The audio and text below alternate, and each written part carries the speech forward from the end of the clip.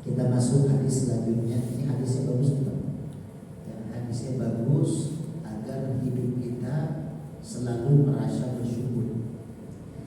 Wa an Abi Sa'id bin Malik ibn Sinan al-Khudri radhiyallahu anhu anna nasan minal ansari sa'alu Rasulullah sallallahu alaihi wasallam fa'aqtahum thumma sa'aluhu fa'aqtahum hatta nafida ma 'inda wa qala lahum hina anfaqa kulla shay'in biyadi ma yakun 'indi min khairin falan adda khirahu ankum wa may yasta'fif yu'iffahullah wa may yastaghni yughnihillah wa may yatasabbar yusabbirullah wa ma utiya ahadun aqan khairan wa awsa'a minas sabri muttafaq alaih. Dari Abu Sa'id Sa'ad bin Ibnu Malik Ibnu Sinan Al-Khudri radhiyallahu anhu bahwasanya ada beberapa orang dari kaum Ansor meminta kepada Nabi Muhammad sallallahu alaihi wasallam, maka beliau pun memberinya. Jadi Rasulullah itu jangankan orang minta, orang lihatin sorbannya dia, beliau dilihatin pakai sorban, dilihatin terus sorban dikasih sama Rasulullah. Ya, makanya hati-hati Pak. Ya, kalau Bapak datang ke rumah saya, ya, terus Bapak lihatin istri saya, terus takutnya saya kasih nanti istri saya Bapak. Repot kita ketemu istri. Gitu. Jadi Rasulullah itu ya kita nggak sebagai Rasul ya, jangankan yang dilihat, jadi minta aja kadang kita mikir-mikir. Ya. Rasulullah itu apapun yang diberi, yang diminta pasti dikasih. Apapun itu. Nah, orang Ansor ini minta sesuatu kepada Rasulullah dan dikasih sama Rasulullah. Kemudian mereka meminta lagi dan beliau tetap memberinya. Ya. Kalau kita makan udah dikasih sekali, minta lagi. Ya. Itu orang kadang mau baru dikasih kemarin minta lagi gitu kan. Ya, misalkan dikasih daging kurban, ya minta makan udah tadi dititipin ke Mas Sutrisno, minta lagi kan enak. Kalau saya nggak minta, habis dikasih Mas Sutrisno dari RT, RT yang datang ke rumah saya. Pak RT datang bawa yang matang kan. Pas lagi ada tamu lagi kan, para ustadz kumpul di rumah saya, Pak RT datang, Ustadz ini gulai mau matang. Udah, alhamdulillah bersyukur ya. Istri yang tidak bersyukur karena apakah bagian. Jadi kemakan tamu. Ya alhamdulillah gitu. Tapi jangan pernah kita meminta terus. Nah, ini kata Rasul pesannya. Hingga habislah apa yang ada pada beliau. Habis tuh Rasul gak punya apa-apa. Gak punya apa-apa. Jadi dikasih semua yang diminta. Ya. Maka beliau bersabda kepada mereka dan Ansor ketika beliau telah menginfakkan segala sesuatu di tangannya. Bahkan Rasulullah pernah dengan sahabat jalan keluar. Ada musafir minta sama Rasul yang punya. Lalu Rasul bilang sama sahabat, ada yang punya uang kan? Saya pinjam dulu. Rasul bukan yang minjem duit, pinjam Pak. Tapi pinjam duitnya Rasul buat bantu musafir. Dipinjamlah uang sahabat, dikasih ke musafir. Itu Rasulullah. Bahkan gak punya pun Rasul pasti ingin memberi. Ya kita punya ini pura-pura gak punya kan gitu saja. Punya pura-pura gak punya. Nah, apa saja kebaikan yang ada padaku, maka aku tidak akan menimbunnya jauh dari kalian. Itu kata Rasulullah. Apa saja yang ada padaku, aku tidak akan menimbunnya. Hati-hati. Ya, kita kadang berpikir, aduh saya pengen ngumpulin duit nih, buat nanti bikin rumah, buat nanti sekolah anak, buat nanti kawin lagi ya, buat nanti apa lah ya kita punya, namanya punya manusia kan punya ambisi, boleh. Manusia tuh harus punya ambisi. Kalau nggak punya ambisi, ya udah kayak mayat hidup, nggak punya keinginan, nggak punya cita-cita. Dari kecil pun kita dididik sama guru kan, apa cita-cita? Nah, cita-cita itu ambisi. Tapi kalau pakai ambisius, nah, kan ada hawa, ada nafsu berkuasa, pernah saya ceritain. Manusia itu pasti punya hawa, butuh hawa. Nabi Adam pun di surga hidup sendirian. Walaupun apapun di surga ada, tetap merasa sendirian, merasa nggak bahagia. Apa yang diminta, yang diinginkan di surga ada semua. Akhirnya butuh hawa, diberikan hawa. Hawa itu rasa. Kalau kita manusia nggak punya rasa, coba deh, Bapak lagi nggak ada rasanya nih, lidah lagi sariawan, ya dikasih makanan enak sama tetangga, itu makanan kedoyanan kita. Jengkol pala bukan doyanan saya sih. Tapi lagi sariawan, nggak enak Pak makannya. Ya, rasanya diambil sama Allah. Kayak kemarin COVID, kita nggak bisa nyium. Ya, mau masakannya itu enak, harum, nggak kecium sama kita. Dihilangin rasanya sama Allah. Maka Hawa itu adalah rasa. Adam itu adalah kosong. Awalnya manusia itu nggak ada, lalu diadakan. Adam itu artinya kosong. Awalnya nggak ada, jadi diadakan sama Allah. Ya.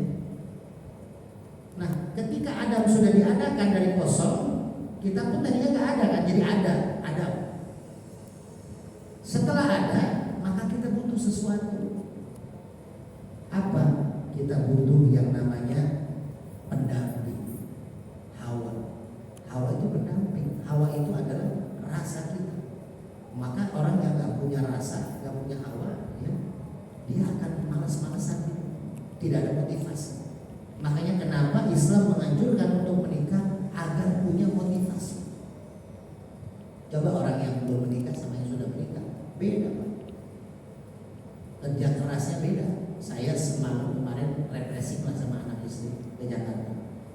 Ya, pulang itu jam 12 malam, pertama jam 11, setengah 11. Tapi pesan Grab, pesan Gokar, sudah susah 1 jam baru dapat Gokarnya. Pas sudah mau jalan naik mobil, mati mesin mobil. Akhirnya telepon customer service-nya Gokar untuk dibalikin GoPay-nya, karena kita nggak bisa batalin karena udah di-okein sama si sopir. Setelah setengah jam berhasil, cari lagi Gokarnya untuk cuma 5 menit dapat Gokar yang kedua. Jam 12 malam udah berangkat sampai rumah jam setengah 2. Cerita nih sopir Grab-nya ternyata mantunya seorang Habib yang lumayan ternama di Bekasi, yang bawa drivernya ini. Ya dari awal ketemu saya udah kayak orang yang tak kenal lama. Alhamdulillah Pak Ustaz, karena di Gojek kan nama saya Ustaz di situ. Melukir, saya kasih minyak, ngobrol lah ya, sampai perjalanan ke Depok. Dia cerita, Ustaz, ini saya punya istri baru 1, baru 3 tahun, 5 tahun nikah. Anaknya baru 1, usia 3 tahun. Mertuanya tuh Habib yang cukup terkenal, tapi istrinya kerja suruh rumah tangga, dia nggak mau curhat. Saya tanya, ini kerja pulang jam berapa? Dia kadang pulang jam jelang subuh. Paling lagi saya tidur setengah jam, sebentar langsung bangun nganterin lagi istri kerja ke Jakarta. Pulang tidur lagi sebentar 1 jam, saya berangkat lagi narik Gokar sampai ke kamar. Bayangkan motivasi yang mencari uang, masih muda, ganteng, semangatnya tinggi, karena punya keinginan dia masih ngontrak dekat rumah mertuanya Habib. Jadi makanya anak dititipin sama mertua. Saking luar biasa dia berusaha. Ini ambisi namanya, ambisi. Seorang manusia harus punya ambisi agar punya motivasi. Tapi yang tidak boleh ambisius. Apa contohnya? Bapak mau nyalek ya, anggota dewan atau pilkada lah, Depok nih kan lagi mau pilkada nih, Agustus pendaftaran. Nah, namanya seorang warga pasti punya ambisi ingin lebih baik, memberikan yang terbaik kepada sekitar. Kalau tadinya RT naik jadi RW, itu ambisi, boleh, bagus. Dari RW naik mau jadi lurah, tapi harus PNS dulu baru lurah kan. Terus dari lurah ke camat ke sekda ke wali kota. Ini rincian yang kita atur untuk menjadi ambisi kita, bagus. Tapi kalau udah pakai ambisius segala macam dihalalkan. Ini bedanya. Hawa ada nafsu, ambisi ada ambisius. Kalau hawa persamaannya ambisi.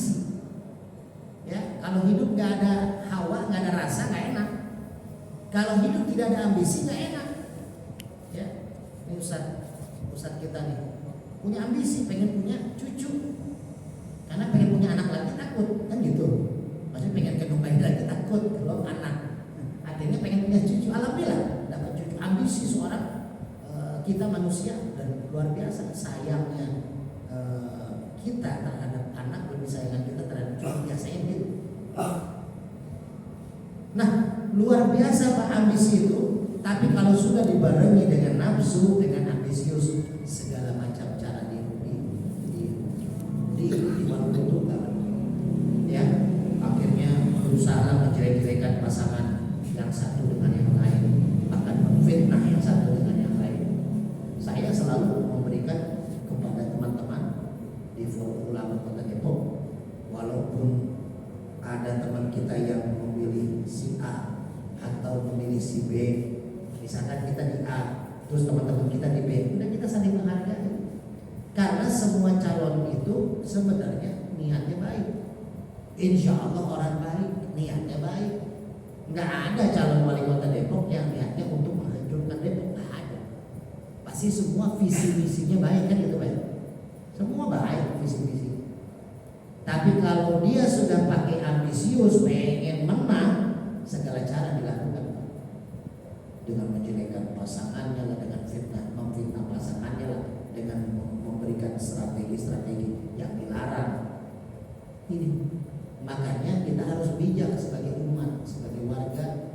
Kita pilih pemimpin yang memang dia punya ambisi orang baik, tapi jangan yang ambisius. Kalau ambisius berarti ada nafsu di dalam itu. Kalau masih ambisi berarti hawa. Siapapun pilihan kita hargai. Karena siapapun yang menang, tetap aja kita mau begini, benar gak? Kita sekarang ketua DKM masjid, wali kota Depok yang terbaru dekat sama kita, tetap aja kita jadi ketua DKM, nggak bakal jadi wakil wali kota atau sekda, kan gitu. Walaupun saya sahabat sedekat lah dengan salah satu paslon, ketika beliau jadi tetap aja saya mengajar keliling-keliling, tetap aja ngurut orang, kan gitu. Nggak bakal kita langsung punya jabatan jadi penasihat wali kota, nggak bakal kan? Nggak bakal. Makanya jangan terlalu kita mencintai sesuatu berlebihan, karena bisa jadi yang kita cintai satu saat kita jadi benci. Begitu pula jangan kita benci sesuatu sebenci-bencinya. Bisa jadi orang yang kita benci satu saat kita cintai. Makanya kita berprinsip untuk cinta karena Allah, benci karena Allah. Kita cinta terhadap sesuatu karena Allah. Satu lingkungan rumah, satu pengajian, satu organisasi yang membawa dampak positif. Kita cinta terhadap sesuatu atas dasar cinta kepada Allah. Coba, jadi kita kembali bahwasanya Rasulullah SAW itu memberikan apa yang diminta sampai habis, nggak ada yang tersisa. Tidak ada yang tersisa. Makanya Rasul bilang, apa saja kebaikan yang ada padaku, maka aku tidak akan menimbunnya jauh dari kalian. Nah, itu kembali, jangan menimbun. Jangan kita ngumpulin harta, kita jadi pelit karena pengen sesuatu. Saya pengen beli rumah, saya cuma ngontrak, ngumpulin. Banyak teman-teman Ustadz yang udah kenal saya lama bilang, Ustadz, kalau Ustadz setahun ngumpulin duit nih, nggak berbagi sama orang, nggak ngundang orang makan di rumah, setiap datang tamu makan, berbagi minyak. Saya itu hampir 1000 botol kan tiap bulan berbagi minyak itu, dalam dakwah, dalam santunan. Nah, kali 18.000 aja udah 18 juta sebulan. Ya kalau dikumpulin setahun Pak, bisa ngambil rumah kecil-kecil kan gitu. Tapi saya pribadi, ya Ustaz Sutrisno, ada beberapa Pak RT kemarin ke rumah saya, mungkin kaget kalau melihat tempat kita ya sederhana, tapi orang-orang pada betah aja di rumah. Tinggal Pak Ketua DKM belum pernah rumah sama Pak Haji belum pernah. Jadi apa? Kita boleh ambisi, tapi jangan ambisius. Jangan nipu-nipu harta. Ingat, di harta kita ada hak orang lain. Kita dapat rezeki, wajib tuh 0,5% zakat mal kita keluar. Kalau kita ada rezeki lebih, kita sedekah. Ya, tapi kalau nggak ada lebih, udah sedekah. Kalau keluarga pun termasuk sedekah. Kita kasih nafkah istri, nafkah anak, itu termasuk sedekah. Tapi zakat mal wajib kita bedakan. Inilah yang harus kita tengok dari apapun yang diajarkan oleh Rasulullah SAW. Nah, kata Rasul selanjutnya, barang siapa yang bersifat iffah, bukan teman saya nyari DPRD kemarin, iffah juga. Iffah itu artinya tidak meminta-minta. Kalau iffah anaknya Kiai Labun suka memberi mah. Ya, sejauh barat dia kemarin banyak kontribusinya ya. Hanya sayang kalau warga kita masih melihatnya ketenaran, kalah sama komeng. Gitu. Kalah sama komeng menjadi bayar ya nggak apa-apa. Yang penting perjuangannya insya Allah sudah dicatat sebagai nilai ibadah. Karena DIFA ini memang bukan pengen jabatan. Kalau pengen jabatan beliau masuk partai, insya Allah menang. Beliau tanpa partai. DPRD untuk apa? Untuk kemaslahatan ekonomi umat dan untuk kemaslahatan pendidikan umat. Karena beliau ketua LP Mahari Kabupaten Jawa Barat dan beliau anak daripada Rois Surya PLN Jawa Barat. Ya, saya berusaha sebenarnya ingin beliau naik agar ada perubahan Islam di Jawa Barat khususnya untuk pendidikan dan UMKM. Tapi ya bagaimana? Ya, lagi-lagi belum ditakdirkan sama Allah.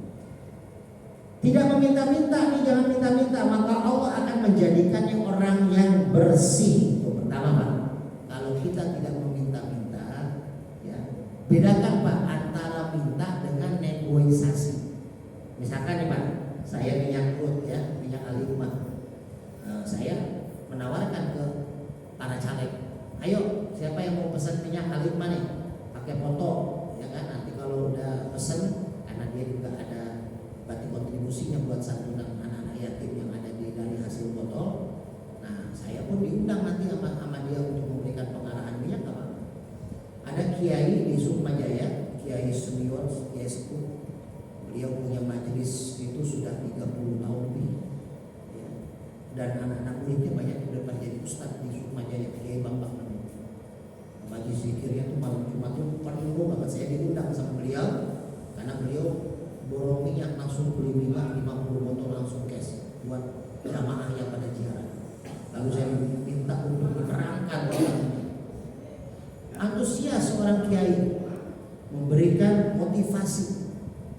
Jadi akhirnya apa? Kita negosiasi, tidak minta-minta. Saya tidak minta kepada Kiai Bapak, Kiai, nih saya punya minyak tolong Kiai beli, enggak.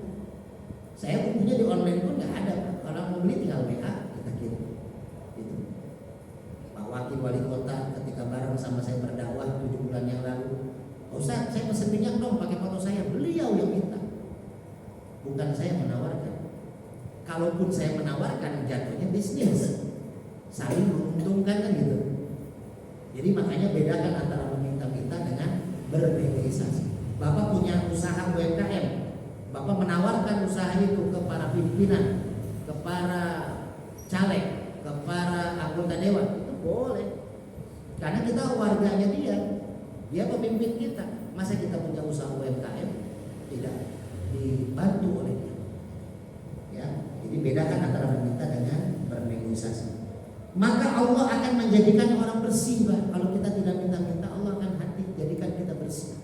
Bersih dalam artian apa? Hati kita bersih, otak kita bersih. Jadi kita nggak akan terkotori dengan meminta-minta. Dengan kita meminta-minta, yang ada nanti kita merasa diri kita gampang nyari duit. Makanya sebenarnya peraturan kan sudah mulai keras di Jakarta ya, nggak boleh ngasih kepada orang yang minta-minta. Tapi lagi-lagi kan kita nggak tega juga kadang kalau penampilannya seperti lusuh, kelihatan lapar ya. Atau mungkin malaikat yang lewat kita nggak tahu kan. Ini yang kita khawatirkan. Ya kayak ada satu kisah gitu. Imam Ahmad bin Hanbal, tahu Imam Ahmad bin Hanbal? Jadi sahabat, bukan sahabat, ulama besar yang ada 4 itu, Imam Hanafi, Imam Maliki, Imam Syafi'i, Imam Hambali atau Imam Ahmad bin Hanbal. Imam Ahmad bin Hanbal ini ulama besar. Beliau dapat mimpi petunjuk dari Allah untuk berangkat pergi dari Baghdad ke Busra. Kan tempat tinggal di Baghdad. Suruh ke Busra itu jauh perjalanan. Suruh jalan kaki, jalan dulu kan nggak ada Grab. Gitu. Jadi jalan kaki itu Pak dari Baghdad ke Busra. tujuannya. Allah perintahkan gitu aja. Nah, dia pergi dari Baghdad ke Busra. Lalu beliau istirahatlah di masjid di Busra. Mau istirahat tidur di masjid di dalam. Tiba-tiba sama marbot masjidnya diusir, Pak. Jangan tidur di sini. Berarti ya masjid zaman dulu kan sebenarnya zaman kita waktu kecil masjid mah gak ada yang dikunci, Pak ya. Semua dibuka masjidnya. Cuman repotnya apa? Kadang sekarang zaman sekarang dibuka masjid, besoknya kotak amal jebol. Benar ya, Pak? Hah? Mic-nya hilang.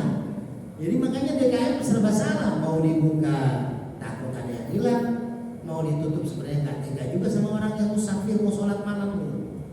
Seperti ini ulama besar Imam Ahmad bin Hanbal. Berarti zaman dulunya sekali ada marbot yang sudah punya visioner untuk menutup masjid gitu ya. Disuruh pergi Imam Ahmad bin Hanbal, jangan tidur di dalam masjid. Akhirnya Imam Ahmad bin Hanbal keluar masjid mau istirahat di teras masjid. Diusir lagi sama marbot, nggak boleh. Akhirnya ada penjual kue keliling melihat ada seorang laki-laki yang diusir-usir sama marbot masjid. Akhirnya menghampiri penjual kue. Ada apa ini Pak Marbot? Kata penjual kue. Ini bapak-bapak ini mau tidur di masjid, saya usir, nggak boleh buat tempat ibadah. Ini dua orang ini nggak tahu Pak, yang diusir, yang diomongin adalah ulama besar. Tapi mereka mengenal siapa Imam Ahmad bin Hanbal. Tapi kan zaman dulu nggak beda dengan zaman sekarang. Zaman dulu tuh nggak ada medsos. Kalau zaman dulu ada Instagram, Facebook, mungkin tahu lihat WA, lihat apa status WA ternyata oh ini Imam Ahmad bin Hanbal. Dulu nggak tahu wajahnya Imam Ahmad bin Hanbal seperti apa. Kan dari Baghdad ke Busra tahu sekarang. Tapi namanya sudah terkenal di Busra. Akhirnya kata penjual kue, udah Pak, Bapak tidur di rumah saya. Rumah saya nggak besar, Pak. Nggak besar rumah saya, sederhana. Tapi insya Allah Bapak bisa nyaman tidur istirahat di rumah saya. Akhirnya Imam Ahmad bin Hanbal ikutlah sama penjual kue tidur di rumahnya. Pas sampai rumahnya sederhana, rumahnya nggak besar. Ya bukannya menyamakan ya tasawuf minimal ya. Para ustadz yang suka datang ke rumah kadang sampai subuh di rumah. Beliau bilang rumah saya Pak kecil Pak, pendek, bahkan kalau Ustaz Sumirso loncat itu kepentok palanya tuh kalau naik tangga. Ya, kalau loncatnya naik tangga. Kenapa? Pendek banget rumah kita. Tapi orang pada betah di rumah. Itu. Bapak mungkin pernah datang ke rumah teman, rumahnya gedung. Ya. Garasinya dipencet remote baru buka. Pokoknya dalamnya itu kita keluar rumahnya luar biasa. Sampai rumah kita 5 menit 10 menit gak betah pengen pulang. Kenapa? Karena tuan rumahnya tidak ramah. Tidak ada ketenangan batin kita di rumah itu.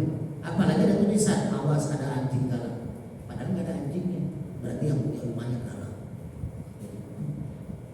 Akhirnya apa? Kita nggak betah kan Pak pulang. Tapi mungkin Bapak pernah datang ke satu rumah teman, saudara, kerabat, rumahnya kecil. Saya pernah Pak. Saya ke rumah sahabat saya. Itu rumahnya nggak pernah berhenti kedatangan tamu. Ya, dipakai zikir, dipakai kumpulan ngaji anak-anak. Ketika saya datang ke rumahnya, ya Allah Pak, betahnya dingin adem Pak. Pas saya lihat di pojokan, AC 2 PK nyala. Saking adem, ternyata ada AC 2 PK nyala. Pantesan dingin banget. Tapi memang benar Pak. Kalaupun gak ada AC-nya tetap adem tuh rumah. Kenapa? Karena ada aura. Kenapa masjid selalu tempatnya adem? Ada masjid yang panas. Saya kira ya kalaupun masjid yang panas, berarti sekitar masjid lebih panas. Karena masjid pasti lebih adem daripada rumah manapun. Kenapa? Di masjid ini ada batu-batu yang menempel dan ini menyerap energi positif ketika kita ibadah. Kan saya pernah cerita, ya kalau kita zikir, sholat, ngaji Quran, maka energi itu akan menempel di dinding tempat kita ngaji sholat. Walaupun di rumah kita. Makanya kalau kita punya rumah ada siapin musola, kita zikir, sholat malam di situ, kita baca Quran di situ, insya Allah Pak, tempat itu akan merasa nyaman. Ya. Nah, Imam Ahmad bin Hanbal salut nih penjual kue orang sederhana, membuat kue keliling paling berapa dapat. Tapi kok orangnya kayaknya menyenangkan, senyum terus. Lalu ditanyalah sama Imam Ahmad bin Hanbal, Mas, saya mau nanya, Mas ini kan mohon maaf bukan sulit, Mas kan hanya sekedar penjual kue. Iya betul, tapi kok kelihatannya Mas bahagia sekali. Kata Imam Ahmad bin Hanbal, kata penjual kue ini, Alhamdulillah Pak, saya udah dagang kue 30 tahun lebih, 30 tahun lebih dagang kue.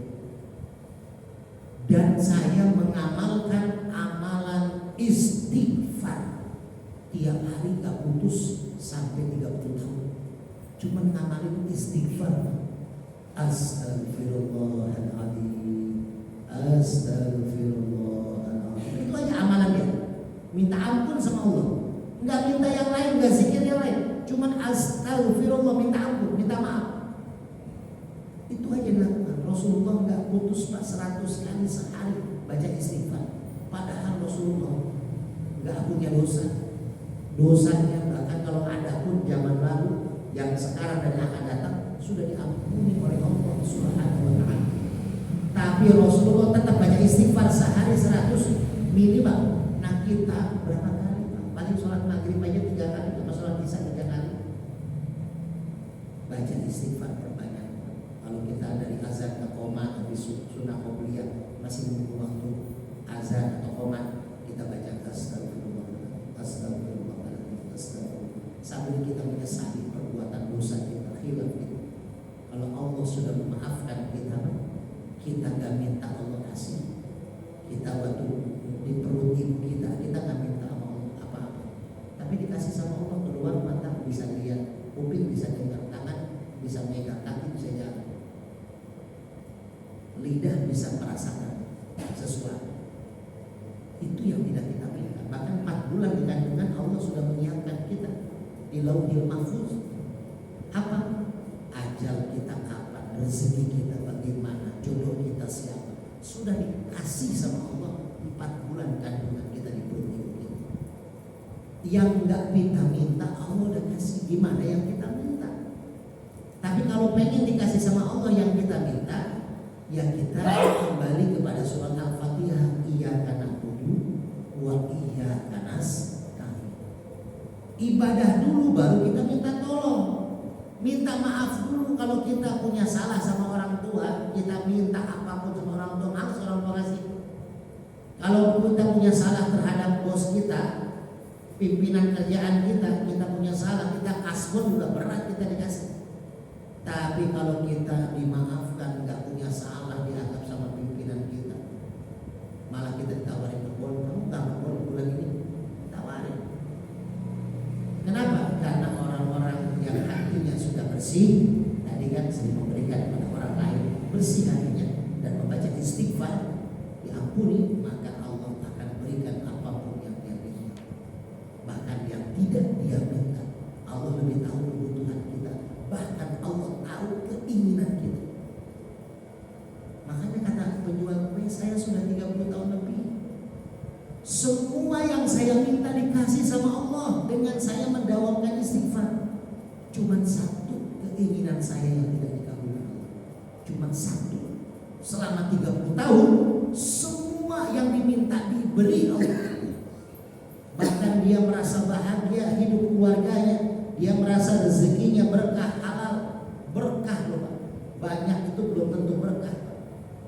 Karena keberkahan itu bukan dari nilai uang yang kita dapat. Kita dapat 10 juta, gak berkah, bisa kurang. Dalam hidup kita masih bisa utang. Tapi kita dapat 1 juta kalau berkah, insya Allah. Apalagi dapat 100 juta sebulan berkah, waduh Pak, nyisa gitu. Kalau jual rumah dulu gitu kan. Itu 30 tahun, apa yang diminta dikasih. Cuman satu doang yang gak dikasih sama Allah, tapi semua dikasih. Imam Ahmad bin Hanbal penasaran, apa yang tidak dikasih sama Allah selama 30 tahun? Engkau baca istighfar dan semua dikasih. Keinginan saya tidak dikabul oleh Allah cuma satu. Saya ingin bertemu dengan Imam Ahmad bin Hanbal. Bayangkan,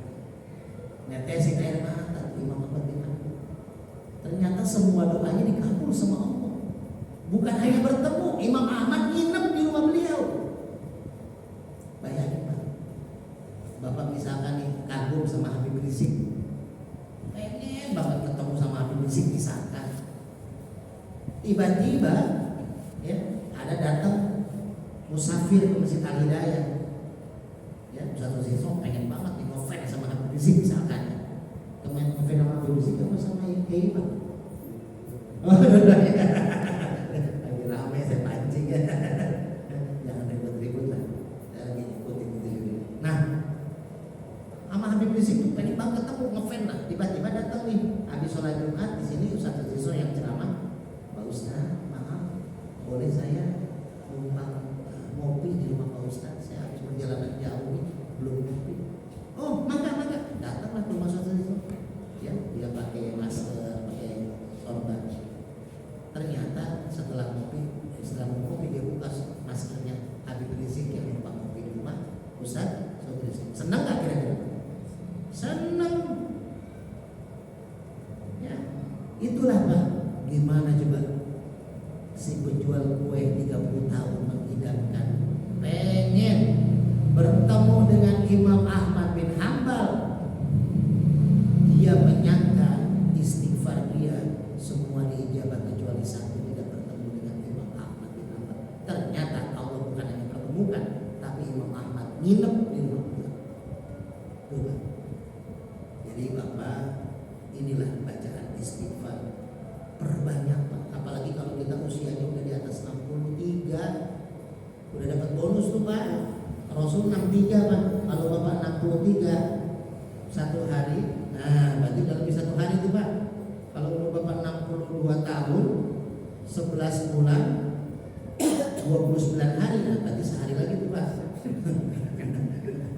Ya, dalam artian apa? Dalam artian banyakin istighfar. Ya, gitu Pak. Ya, ini adalah yang membuat kita nantinya bersih. Artinya kalau tidak meminta kita. Barang siapa yang merasa cukup, maka Allah akan menjadikannya kaya. Tuh Pak. Jadi merasa cukup aja Pak. Ya, saya kalau tanya sama teman-teman Ustaz, ada yang bertanya ke saya di rumah, seorang orang kaya, tabungannya dia bilang saya punya tabungan ratusan miliar. Ustaz punya 1 miliar. Dan nanya ke saya kasih lihat ATM saya di handphone. Kaget dia. Ustaz cuma punya duit segitu kata dia. Ya. Tapi kok Ustaz bisa bahagia kata dia. Kok saya lihat Ustaz kayaknya melihat status apa ketawa-ketawa mulu. Padahal ya Allah, ini mah beli gorengan aja segorobak nggak cukup kata dia gitu. Tapi apa? Dia melihat saya lebih bahagia daripada diri. Apalagi setelah dia melihat itu, besoknya dia lihat status saya lagi santunan ke pesantren Purwakarta. Tambah kaget lagi dia, dengan uang segitu Ustaz bisa santunan karena yatim. Kita Pak, kalau kita mau mencari lebih dulu, baru kita bisa berbagi. Allah nggak akan kasih lebih Pak. Walaupun uang kita lebih, di pikiran kita akan merasa kurang aja. Tuh penyakit tuh Pak. Kita punya duit nih 1 juta, 2 juta di tabungan, bahkan di kantong kita punya duit 1 juta. Ya, ada orang butuh nih, nambahin santunan dong 100.000. Padahal mah lebih, ada 1 juta. Tapi kalau Allah sudah tutup pintu hati pikiran kita, duit 1 juta kalau diminta 100.000 buat santunan merasa kurang duit kita. Aduh cuma 1 juta, kalau kurang 100.000 tinggal 900.000. Tuh pikiran kita. Tapi kalau orang yang merasa cukup, dia minta cuma 100.000, saya punya 1 juta, gopek. Itu zaman dulu kan gitu sahabat. Setengah dia kasih, setengah dia pakai keluarganya. Kalau sekarang cuma 2,5% Pak, kita dapat rezeki 1 juta sebulan, cuma 25.000. Rokok Samsung sebungkus. Tuh, ya. Kita sedekah Pak. Orang yang merasa cukup, Allah akan jadikan dia kaya. Artinya apa? Hatinya kaya, pikirannya kaya, pergaulannya kaya. Dia gak akan susah. Saya Pak, alhamdulillah sampai minimal mau ke siapa aja, ke rumah mana aja, kalau lagi bosan di rumah, itu namanya makan, namanya rokok, nggak perlu pusing Pak.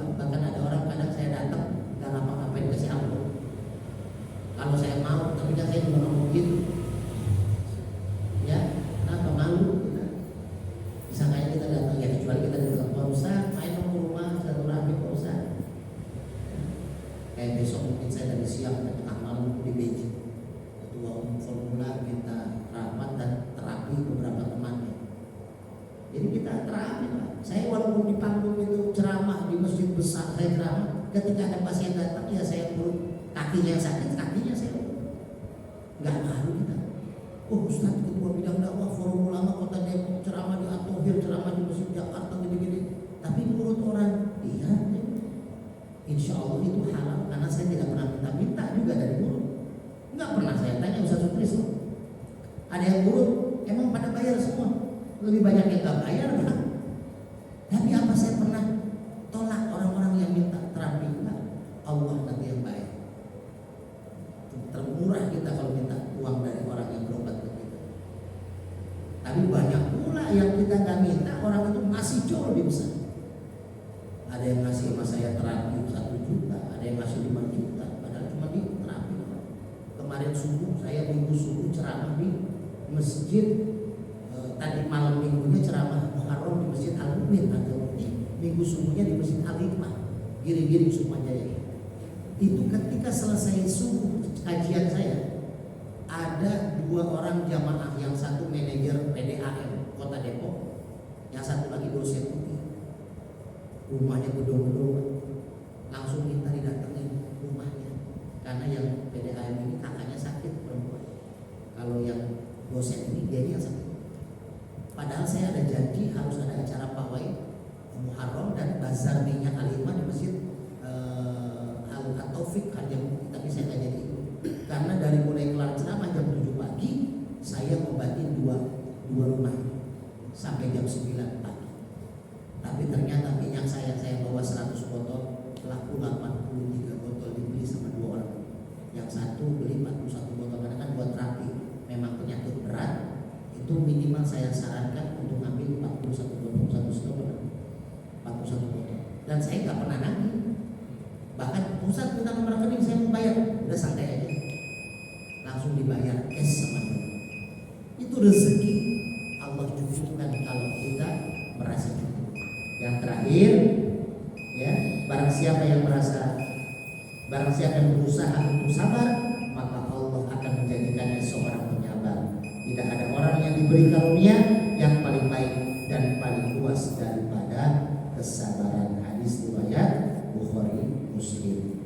Tuh Pak, satu hadis kalau kajian hikmah gitu, ya sampai bisa. Ya, kenapa? Karena saya nggak mau banyak-banyak baca Quran hadis. Yang penting sedikit, 1 ayat 1 hadis, tapi kita paham maknanya. Daripada